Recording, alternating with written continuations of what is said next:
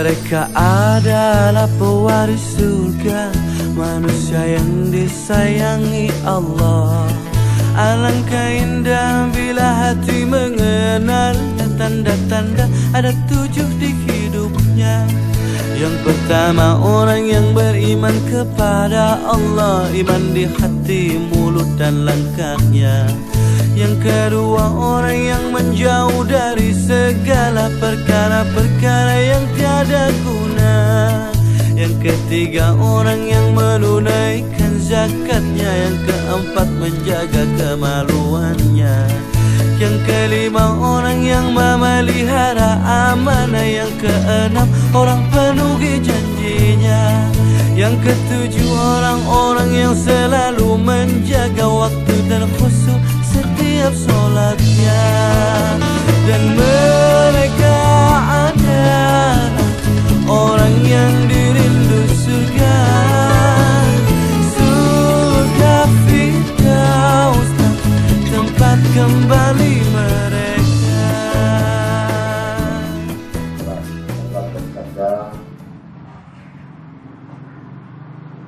Sesungguhnya jika kamu benar-benar bersedekah untuk keluargamu,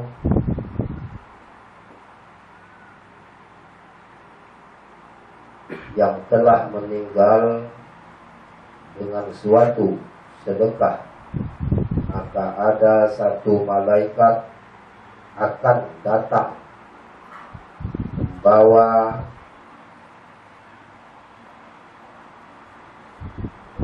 sedekah itu dalam beberapa talam dari cahaya. Ada satu malaikat yang membawa talam dari cahaya. Itu hadisnya dari Anas bin Malik radhiyallahu anhu. Apabila kamu sungguh-sungguh bersedekah untuk keluargamu, maka ada satu malaikat yang membawakan sedekah itu dalam talam cahaya, memberikan kepada si mayit. Maka malaikat itu berdiri di atas ujung kubur. Begitu dalam kitab At-Tazkirah Imam Samsuddin Al-Qurtubi.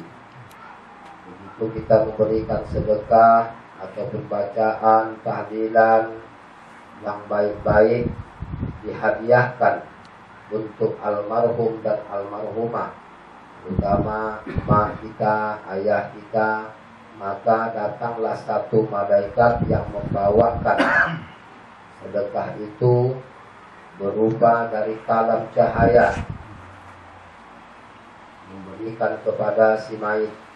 Maka malaikat itu berkata, wahai manusia, ini sedekah daripada keluargamu, ini sedekah daripada anakmu.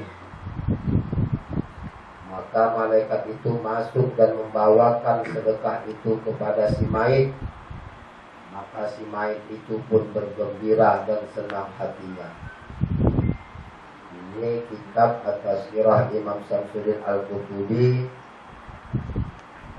Judul kaji itu dalam bab ini tentang masalah teman sejati manusia dalam kubur. Adakah teman sejati manusia dalam kubur? Ada. Begitu dalam kitab At-Tazkirah Imam Samsuddin Al-Qurtubi. Apa itu teman sejati itu? Amal ibadah, sedekah, menyambung tali silaturahim. Maka kita ini bapak dan ibu, jangan anggap sepele. Satu langkah kita bawakan untuk baik, Allah naikkan satu derajat. Satu langkah kita berjalan untuk baik, Allah hapuskan segala dosa. Apalagi di dalam kebaikan itu ada bab zikir. Karena amal ibadah itu adalah lokomotifnya, ibadah itu adalah zikir. Maka jangan heran kalau kita membawakannya ini agak-agak yang tak asing kita dengar. Jadi kalau kita sudah berkumpul jemaah kita di Water KM Suryalaya, beginilah cara metode tahlilnya. Tapi kalau kita 2-3 orang, yang lain tuh orang-orang awam, tak usah kita bawa begini, karena kaki itu tak sama. Nanti kata orang tuh aneh. Tadi kita sudah berselawat nariyah tadi situ ya. Makanya setiap ikhwan ahwat kita, setidak-tidaknya tolonglah pelajari, hafali selawat nariyah itu. Itu bagus. Itu bagus selawat nariyah. Bagus kan? Nah, jadi kalau nanti kita membawa seperti biasa, itulah ajaran dari Tuan Syekh Hasan Maksum yang membaca langsung pembacaan ayat kursi itu, membaca lillahi ma fis samawati wa ma fil ardi lagi sampai habis. Barulah selawat nabinya Allahumma sholli afdhalas shalah. Itu yang biasa dikarang oleh Tuan Syekh Hasan Maksum. Itu yang harus kita paham. Jadi dari mana kita dapat itu? Kita. Jadi berarti kita tak tahu sejarah. Jadi mencetaknya itu adalah Tuan Syekh Hasan Maksum. Membuat fidyah sembahyang berjam puasa itu Tuan Syekh Hasan Maksum. Mengambil daripada Imam Subuki, kalangan daripada mazhab Muhammad Idris Asy-Syafi'i, walaupun hadisnya dhaif. Tapi untuk amal boleh. Ada sahih di situ ya. Hadis sahih di situ tak ada. Buka kitab Al-Fiqhul Islami Wadillatu karangan Profesor Dr. Wahbah Juhaidi, bahwasanya yang itu tuh adalah dhaif. Tapi kalau untuk amal, kalau untuk buat sedekah boleh. Tak ubah macam qobliyah maghrib. Qobliyah maghrib itu hukumnya adalah hadisnya dhaif, lemah. Tapi kalau mau buat untuk amal dipersilakan. Nah, jadi datanglah malaikat itu berdiri, wahai ahli kubur, wahai manusia, ini ada kiriman dari anakmu. Kita hidup di alam kubur itu tak lebih dan kurang seperti kita hidup di dunia. Kita tak ubah punya anak. Kita sudah tua, kita punya anak dalam rantauan. Begitu mulai ke Ramadan, dia telepon maknya, mak, awak ada kirim duit mak untuk mak, maka berbahagialah mak kita ataupun ayah kita. Begitu juga dalam kubur, menanti terus menanti si anak sampai di momen Ramadan, tetap dinantinya. Tak ada juga datang, tak ada juga kiriman dari si anak. Maka orang tua dan kubur itu dia menangis. Kenapa dia menangis? Karena harta yang ditinggalkannya banyak, tapi anaknya tak mau untuk memberikan sedekah jariyah atau sedekah hariah kepada dia. Jadi dia tunggu sampai Ramadan dia aman. Makanya kenapa kalau kita bertakbir itu Kak, Bu, waktu Idul Fitri, di subuh hari raya Idul Fitri itu, apabila kita tidak ada suami, tidak punya istri, tidak punya ayah, tidak punya emak yang sudah meninggal, kita sedih kan? Sedih. Tapi yang paling sangat sedih adalah orang yang dalam kubur. Kenapa orang dalam kubur itu dia sedih? Karena berpisah dengan Ramadan. Kalau sudah nanti setelah Idul Fitri, maka siksa dia kembali lagi. Ditunggunya sedekah dari anak tak ada. Jadi setidak-tidaknya sedekah air putih, doa, zikir. Makanya kita bapak dan ibu, iwan dan awat, apa yang kita buat baik itu mak dan ayah itu dapat.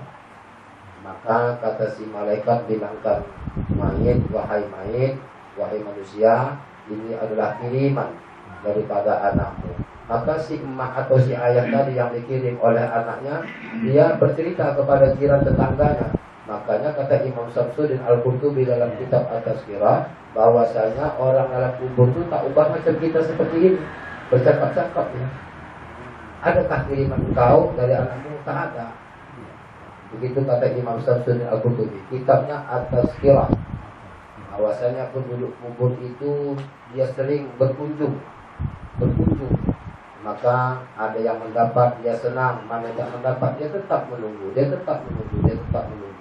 Kenapa? Harta yang ditinggalkannya ada, anak yang dibesarkannya menjadi anak, tapi tak pernah ada mendoakan. Makanya kita kalau sholat berjamaah, ketika imam membaca Fatihah, waktu menyebut ghairil maghdubi alaihim waladdallin, jangan langsung diaminkan sebelum imam itu mengaminkan. Ketika si imam baca ghairil maghdubi alaihim waladdallin, kata si makmum, Rabbil firli wali walidayya, ampunkan dosa mak dan ayahku ya Allah. Kata-kata Imam amin. Apa arti amin? Perkenankan ya Allah sampai. Bolehkah memberikan doa, menambahkan doa dalam sholat? Berkata Al-Hafiz Al-Imam Ibnu Hajar Al-Asqalani dalam kitab Fathul Bari Sahih Bukhari, boleh menambah doa di dalam sholat. Contoh waktu kita sujud terakhir, boleh. Kalau bahasa pribadi, bahasa Indonesia, jangan dicatatkan. Ketika nanti kita bertahiyat sampai innaka hamidum majid, tambahkan doa apa yang mau kita tambah. Terserah. Katanya kalau sampai ini ilmu buat kita semua. Jadi kalau innaka hamidum majid, apabila tak ada di situ tambah doa, maka tak usah kita sapu aja. Karena sampai dah innaka hamidum majid, kan ada doa di situ. Tapi kalau ada doa, bisa dia tambah asobanya ala bainakum wa bainal ladzi abaitum minhum mawaddatan wallahu qadirun wallahu ghafurur rahim. Rabbi inni zalamtu nafsi faghfir li dzambi la ilaha illa anta subhanaka inni kuntu minadz dhalimin. Assalamualaikum warahmatullahi wabarakatuh. Assalamualaikum warahmatullahi wabarakatuh. Menyapu wajah karena dalam tahiyat itu ada tambahan doa. Boleh. Waktu sujud terakhir itu boleh. Apalagi dalam bertahiyat boleh. Semuanya itu kita berikan kepada Allah kalau bukan apalagi sujud kita. Boleh kita mintakan ya Allah ampunkan dosa kami. Sama dosa kita dulu. Ya Allah ampunkan dosa kita, dosa emak dan ayah yang sayangilah mereka. Boleh, tapi jangan dijaharkan. Tak boleh jaharkan. Jadi apa yang kita buat, apa yang kita lakukan, baik kita buat otomatis emak dan ayah itu senang berkubur. Dia bangga punya anak.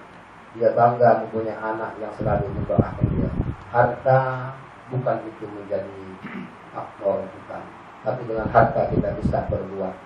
Dengan harta itu kita buat kemana arahnya, kiri atau ke kanan. Maka kita kalau mau balik pada kecendol, otomatis kita akan ke kanan. Dunia ini tak ubah seperti saat nyamuk, sebentar. Seterusnya, kenapa waktu di bulan Aidil Fitri itu banyak orang-orang tua dulu buat lontong, buat ketupat, segala macam. Kenapa? Karena itu dia niatkan sedekah untuk almarhum ayah dan maknya. Karena hari raya Aidil Fitri itu begitu setelah selesai sholat Aidil Fitri, proses dia tetap. Kalau menjadi cambuk, disiksa, tetap. Makanya di bulan Ramadan itu dia sedih kan, menyambut Idul Fitri itu dia sedih. Makanya para orang-orang masjid bertakbir Allahu Akbar, Allahu Akbar, Allahu Akbar. Kita merasa sedih, tapi lebih sedih lagi orang yang dalam kubur. Kenapa? Setelah selesai orang turun dari melaksanakan sholat Aidil Fitri, masuklah bab dia kembali. Makanya kita bersedekah kepada anak-anak, kita buka pintu lebar-lebar. Mau makan, mau tidak, orang yang penting kita siapkan saja. Nama itu kita untuk bersedekah. Karena kata Imam Syamsuddin Al-Qurtubi dalam kitab At-Tazkirah itu, sedekah itu lebih tinggi dari segalanya. Tapi jangan pula tak berpikir, tak sembahyang kita pula, tak puasa pula kita, hanya bersedekah aja tak mau dia. Karena kata Imam Al-Ghazali dalam kitab Ihya Ulumuddin, semua amal ibadah itu akan diperiksa apabila sholatnya benar. Apabila sholatnya benar, maka semua amal-amal kebaikan yang diterima di sisi Allah. Tapi apabila sembahyangnya atau sholatnya benar, maka semua amal ibadahnya itulah, sedekah itulah, kurban itulah, puasa itulah, semua ditolak. Kenapa? Karena yang diisra diiratkan oleh Allah yaitu Nabi Muhammad SAW adalah mencari, mengambil sholat. Nah, jadi kata Imam Syamsuddin Al-Qurtubi, maka kalau engkau mengapani ayahmu, emakmu, abangmu, saudaramu, buatlah kain kafan itu yang baik-baik, yang bagus-bagus. Kenapa? Karena penduduk kubur itu dia akan nanti mempertunjukkan dengan kain kafannya. Jangan kita sepilih, jangan sepilih. Karena ini yang diceritakan ini adalah dalam hadis-hadis yang sahih dari riwayat Anas bin Malik radhiyallahu anhu. Anas bin Malik itu adalah pembantu Nabi Muhammad SAW, pelayan Nabi Muhammad SAW ketika Anas bin Malik radhiyallahu anhu ketika berumur 9 tahun. Yang dalam qalbi, nah senantiasa itu tetap maafkan ayah. Karena jadinya prosesnya kita ini 4 dari ayah, 4 dari emak. Kulit dari utak sendi, bulu, rumah, urat itu terkandung daripada mana ayah. Setiap kita buat Allah Akbar, apa emak. dapat ayat. Begitu kita berkebaikan, dapat semuanya. Kita zikir la ilaha illallah, la ilaha illallah, mak dapat ayat dapat. Kenapa? Karena 4 dari ayat, 4 dari mak. Kulit, daging, utak, sendi, bulu, roma, rambut, darah. Itu semua dari 4 unsur itu dapat. Mak dan ayat kita dapat. Makanya asal kejadian manusia ini dari alam roh ke alam sulbiayah dulu. Makanya kita ini adalah golongan binti ataupun bin ayat, bukan bin mak. Nah, karena kita adalah yang beranak tuh ayah ya, yang beranak tuh ayah, yang beranak tuh ayah laki-laki kita, yang beranak tuh kita, yang melahirkan itu perempuan. Nah itu dia pahamnya. Jadi demikian yang saya sampaikan. Mohon maaf tidak ada kekurangan yang tidak pernah penyampaian. Nanti insya Allah kita buat dalam sebulan sekali silaturahim. Nah nanti kita buat jadwal nanti setelah hari raya Idul Fitri. Nanti malamnya akan kita rapatkan, kita musyawarahkan supaya apa? Supaya kita saling berkunjung. Kita sudah ada lembaga LGBTI dari pusat. Kita tidak lagi ilegal. Kita sudah buat. Satu, yang kedua menyambung tali silaturahim, hubungan sama Allah itu mudah, hubungan sesama manusia yang payah. Jadi nanti pada hari Ahad besok, Minggu besok kita mengadakan peringatan Isra dan Mi'raj dan sekaligus memberikan santunan kepada yatim. Jadi kita semua berharap kepada semua para ikhwan dan akhwat dari mulai jam 10 pagi hadir. Kalau